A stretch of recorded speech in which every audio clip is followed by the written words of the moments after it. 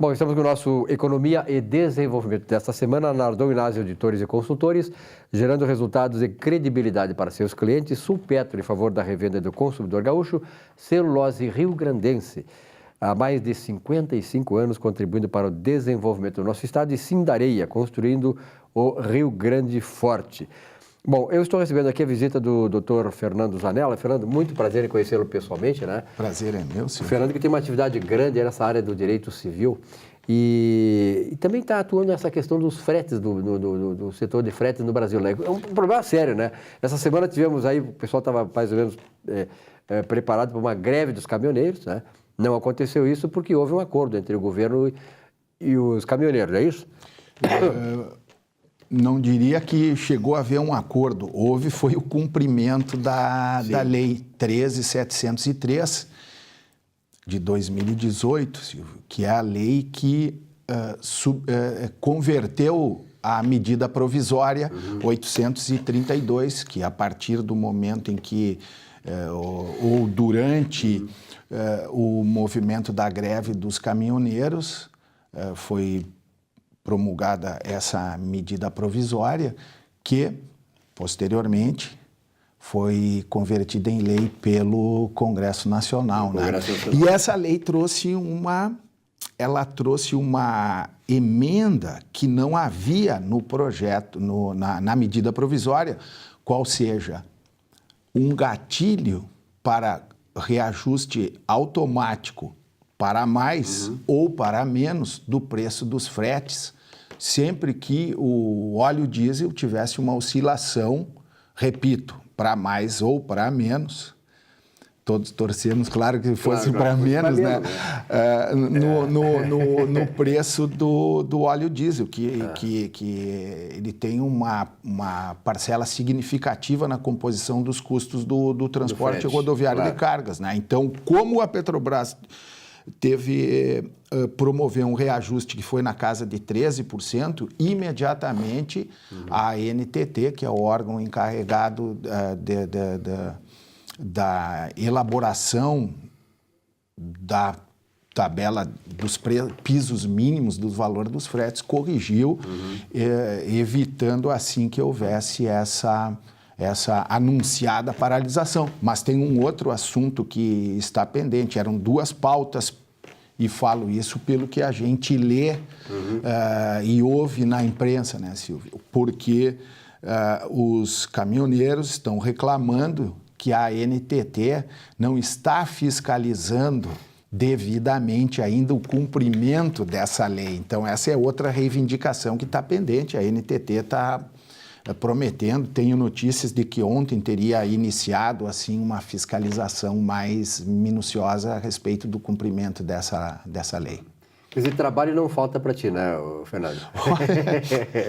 A consultoria foi grande desde esse momento, porque surgiram muitas dúvidas. Nós prestamos a assessoria jurídica para o Sindicato das Empresas de Transporte de Carga e Logística, o CETSERGS, e por uma porção de empresas associadas, e a gente, nesse período, fez aí uma série de eventos, de debates, de palestras, de troca de ideias, recebemos, inclusive, técnicos de fora, que vieram, por exemplo, da NTC, especialistas, assim, na composição dos custos do transporte, para podermos entender melhor a aplicação disso. Estamos aguardando, né, o mercado todo está aguardando a definição. Primeiro, sobre a constitucionalidade ou não dessa medida, porque há 3 ações em tramitação, o ministro Fux é o relator e está conduzindo esse processo, tentando encontrar uma conciliação, né? E também há um procedimento interno na ANTT, Agência Nacional dos Transportes Terrestres, que está prometendo melhorar, readequar a tabela, porque o mercado entendeu que ela tem distorções dentro do próprio âmbito do segmento do transporte rodoviário de cargas. Há um entendimento de que houve alguns equívocos, algumas distorções ou incompreensões. Exemplifico: o transporte de produtos perigosos. Vamos citar aqui o transporte de produtos petroquímicos, por exemplo, líquidos, que tu tem aí inflamáveis, tu tens uma série de outros produtos, né? sim, explosivos, inflamáveis, principalmente produtos tóxicos.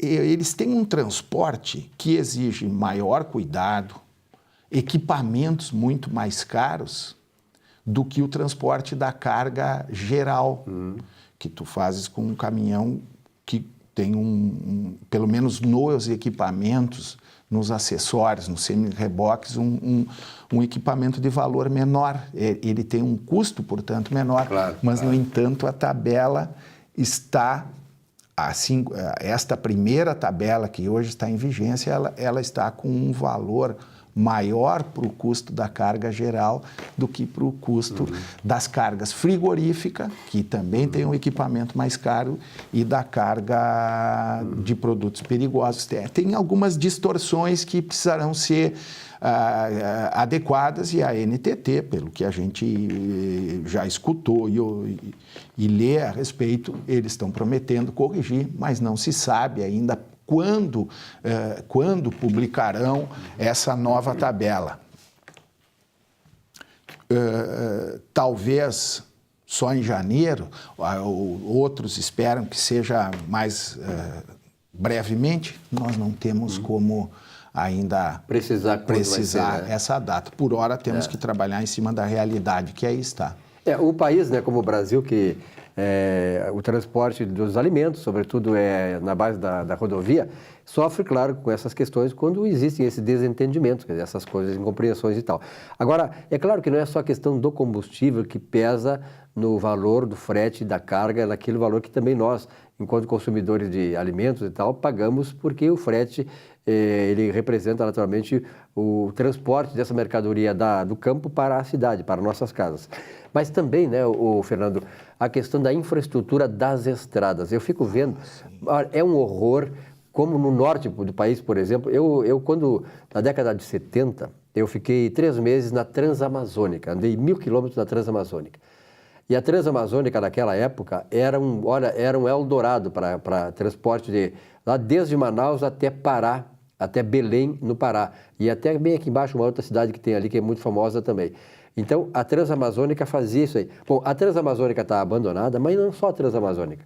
As grandes rodovias federais estão abandonadas, né? E isso também pesa muito no aumento do frete. Não tem dúvida disso, né? E o custo tanto da falta de infraestrutura rodoviária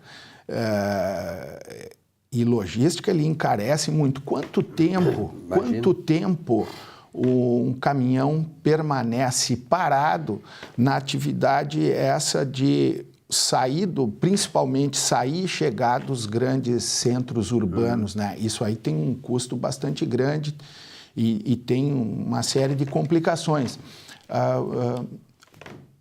Locais de parada. A lei hoje determina que haja paradas, intrajornadas, assim, para que o motorista tenha uma jornada de trabalho controlada, não tão exaustiva. Só que, na esmagadora maioria das rodovias, não existem pontos de parada onde o motorista possa descansar com segurança. Então, às vezes, os motoristas se veem obrigados, e insisto, até pela questão da segurança, de, ao invés de parar, prosseguindo uma viagem até encontrar um lugar mais seguro onde ele possa parar. E isso pondo em risco não só a sua vida, como a vida dos demais, né? parando claro. em locais inapropriados e eu diria até inexistentes, né? Inexistentes. A falta de infraestrutura é lamentável. As nossas estradas aqui no Rio Grande do Sul, então, são absolutamente insuficientes, carentes, né? Vejamos aqui a BR-116, o único acesso ao Porto de Rio Grande, né? A estrada estava em processo de duplicação, que agora, no início, em ritmo acelerado, com promessas de entrega ainda no governo da presidente Dilma. Infelizmente, a gente transita aí e olha aquele abandono, né, que já encareceu sobremaneira também, segundo as informações, o orçamento inicial da obra, né? Porque o abandono vai deteriorando. Sem falar que nessa rodovia aí estamos pagando os pedágios mais caros e abusivos do Brasil, né? Eu considero absurda a prorrogação dessa concessão, né? Não sei se tu percebeste isso, mas todas as rodovias aqui, elas do Rio Grande do Sul, elas foram pedagiadas lá na época, se eu não estou enganado, do governo Brito.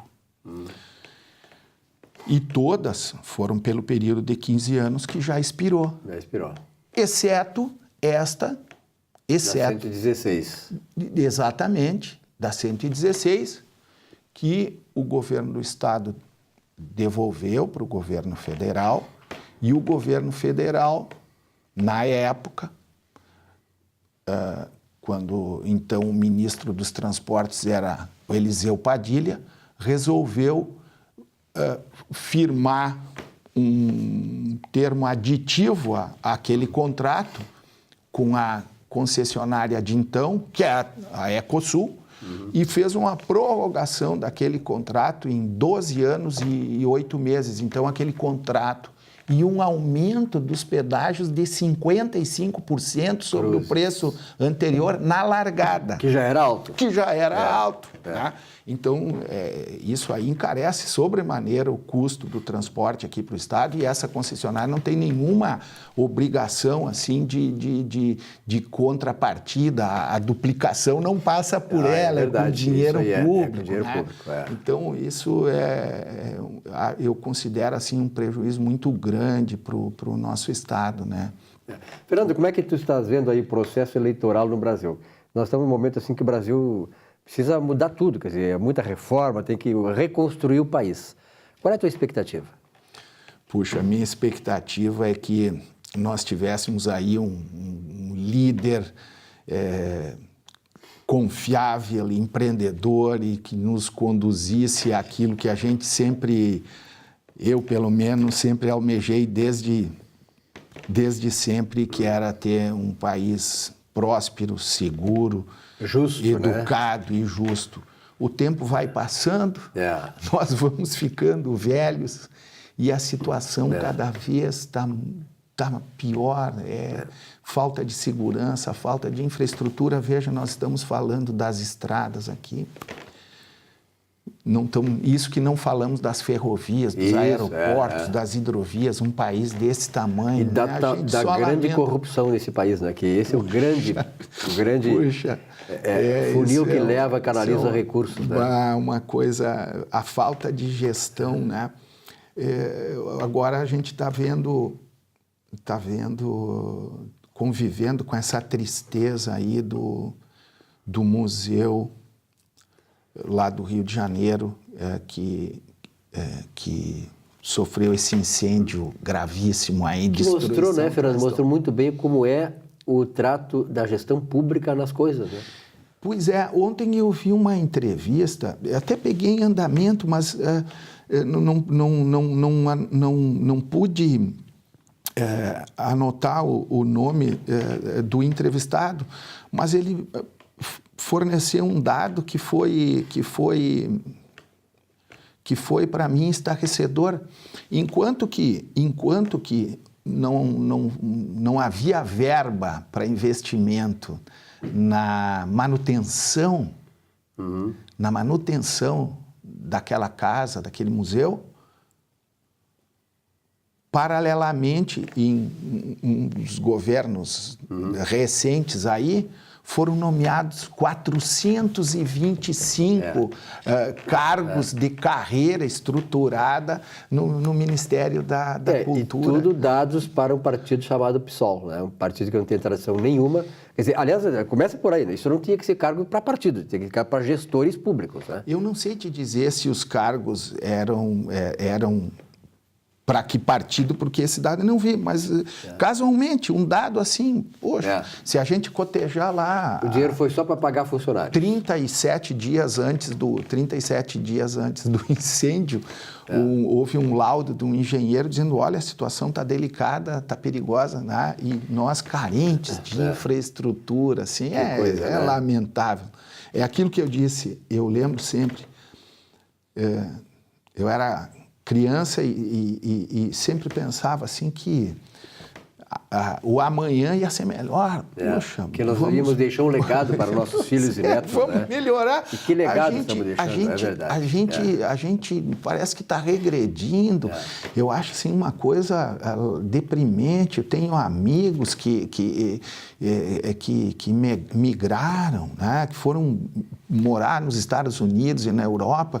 A gente convive com jovens assim e percebe a vontade de pessoas de se mudarem daqui pela falta de segurança, tu não poder dar na futura, rua. Né? E de perspectiva futura, né? Quer dizer, se a nossa perspectiva futura ser a Venezuela, tem que ir embora mesmo. Quer dizer, agora nós temos que resistir. Eu acho que essa é a oportunidade nesta eleição de resistir a essa onda que vem aí para fragilizar o país, para fazer o Brasil ser uma vergonha mundial como está sendo. Há movimentos aí que nós sabemos muito bem de que são, qual é a origem que são e para que estão lá, qual é o propósito deles para acabar com a civilização brasileira, com a nação brasileira. Então eu acho que, olha, está na hora de nós dar um basta nisso. Né, Fernando? Esperamos que assim seja, né? Que o nosso povo tenha sabedoria e, dentre os candidatos que aí estão, escolha mas o menos pior, né? Sim, aquele assim, que pode nos dar uma luz no fim do túnel, né, Fernando? É o que a gente espera, né? E não só para a presidência da República, como para os demais. Que é importante, Congresso Nacional, Assembleia. Porque ali é que passam ou não as leis. Né? Ali é que passam ou não as leis, né? Fernando, muito obrigado pela tua presença aqui. Eu que espero que mais vezes venha o programa, Fernando, que é um grande ícone na área do direito civil aqui do Rio Grande do Sul.